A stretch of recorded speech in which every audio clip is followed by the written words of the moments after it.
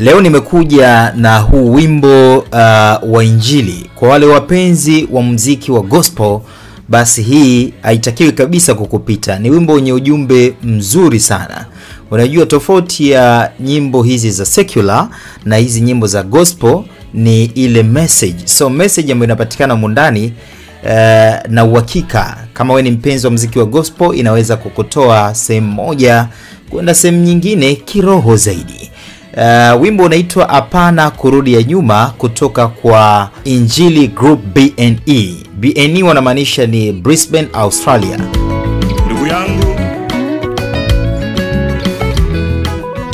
na kuomba katika maisha ni vema kuweza kuvumilia,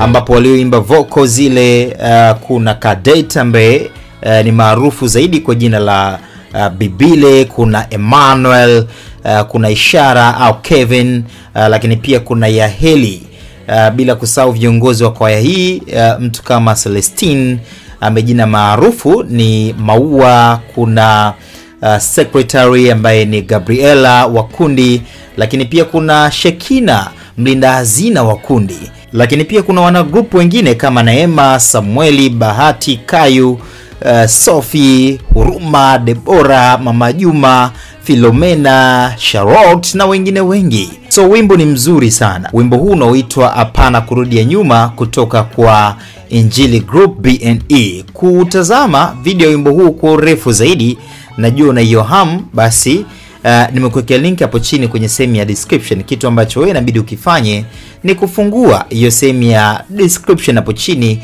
bonyeza hiyo link, itakupeleka moja kwa moja kwenda kusikiliza wimbo huu kwa urefu zaidi na kutazama video ya wimbo huu kwa urefu zaidi.